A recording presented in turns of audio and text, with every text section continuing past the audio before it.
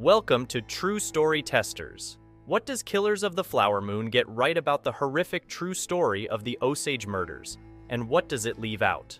Most viewers probably know that Martin Scorsese's latest crime drama, Killers of the Flower Moon, is based on a true story, but how faithfully does it follow the real events of 1920s Osage murders in Oklahoma? Let's separate the fact from the fiction in Killers of the Flower Moon. Viewers are left to decide whether Ernest knows about Mollie's poisoning or not. But in real life, Ernest probably had a clear idea of what was going on. He testified about how Hale would use poisoned alcohol and knew about other Osage people who had been killed this way. Even though he never admitted to poisoning his wife, Ernest's knowledge of Hale's schemes and his desire to get Mollie's money suggest he was involved. Obviously, much of the movie centers around Ernest and Mollie's relationship and whether they truly loved each other. So, it makes sense for there to be ambiguity concerning Ernest's involvement in his wife's poisoning. It adds more mystery and tension to the film, and makes the viewer's understanding of Leo DiCaprio's character a bit more complicated. It's very likely that Ernest knew exactly what was going on, despite trying to keep the appearance of ignorance. Seeing as he was a part of Hale's plans and was involved in many of the other murders, it would be hard to believe that he was completely unaware of what was happening to his wife. The truth is that Ernest wanted Mollie's head rights and would do anything to get it. So, did Ernest know about the poisoning? Probably. In the movie, following the tragic murders of her family members, Mollie summons the courage to seek justice.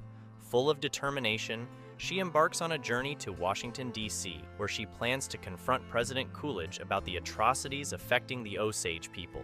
In a heartfelt plea, she recounts the harrowing events that have destroyed her family and the wider Osage community.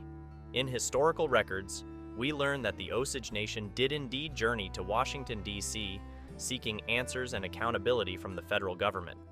Their demands for justice echoed through the halls of power as they implored officials to investigate the wave of violence that had ravaged their community.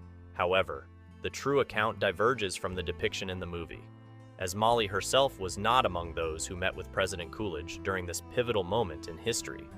Nonetheless, their collective voice echoed a call for action, urging authorities to confront the reign of terror that had cast a dark shadow over the Osage Nation. So, is there evidence that Mollie went to Washington, D.C. to plead for the president's help? No.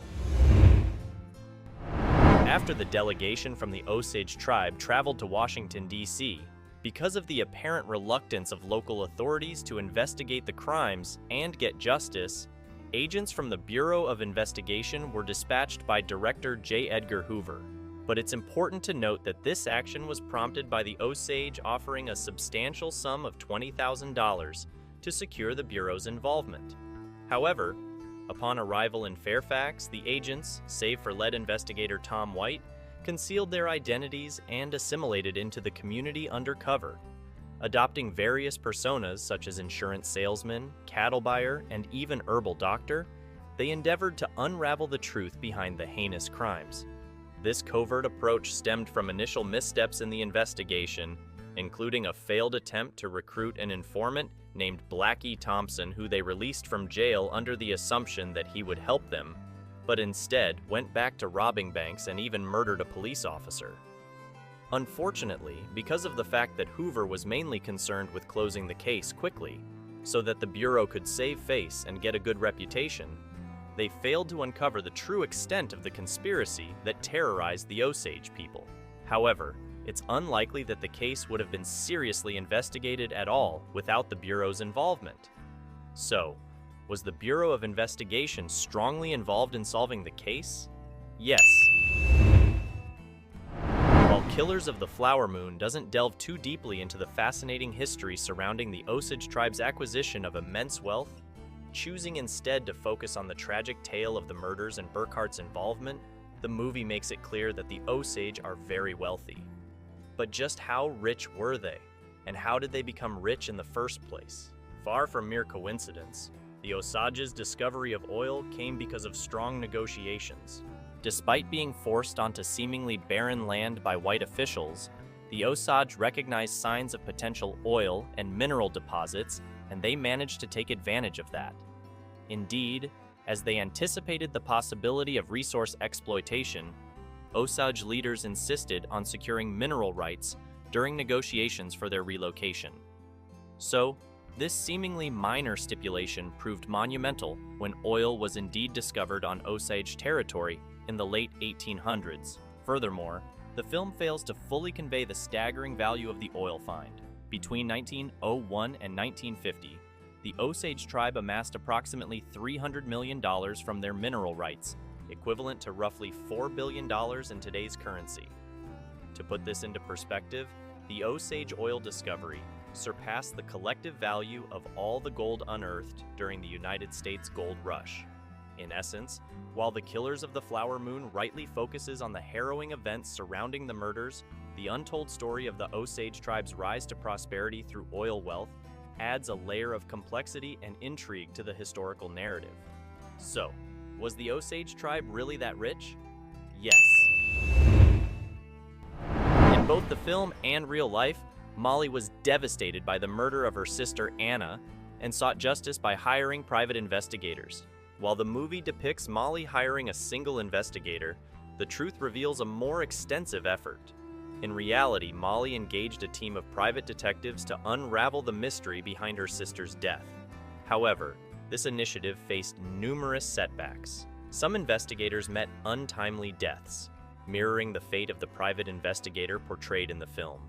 Others proved corrupt, accepting bribes or having criminal background. Among the hired detectives was William J. Burns, a renowned investigator with an international presence. Burns's diligent inquiries showed promise until tragedy struck one night when he was ambushed and killed by unknown assailants. Mollie, alongside other Osage individuals, had also enlisted the services of detectives from Pinkerton and the William J. Burns International Detective Agency. Despite their efforts, the investigation stalled, with later revelations suggesting that some detectives were bribed to halt their inquiries. Interestingly, the film may have amalgamated Burns's story with that of William W. Watkins Vaughn, an attorney engaged by another Osage member, George Bighart. Bighart claimed to possess incriminating evidence regarding the murders and sought Vaughn's assistance. However, shortly after their interaction, Bighart died under suspicious circumstances, supposedly from poisoned alcohol. Vaughn's subsequent attempt to share vital information with the authorities ended tragically when he was found dead, his body bearing signs of foul play. In essence, Mollie's pursuit of justice involved a collective effort by multiple private investigators, each facing formidable obstacles and, in some cases, meeting tragic ends. Despite their endeavors, the murders remain unsolved, underscoring the pervasive corruption and challenges that obstructed justice for the Osage Nation. So, did Mollie only hire one private investigator? No. At the end of Scorsese's epic crime drama, viewers are treated to a surprising cameo appearance by the director himself. In a clever twist, Scorsese steps into the spotlight as an actor in a radio play, sponsored by Lucky Strike cigarettes. This radio drama delves into the chilling events surrounding the Osage murders, shedding light on the dark chapter of history years after the case had been officially closed. According to David Grann, the author of the Killers of the Flower Moon book, the radio play served a dual purpose.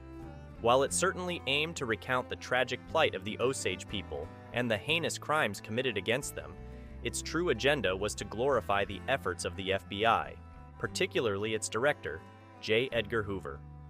Hoover orchestrated these dramatizations to enhance his and the Bureau's reputation, presenting a sanitized version of events that painted the FBI in a favorable light.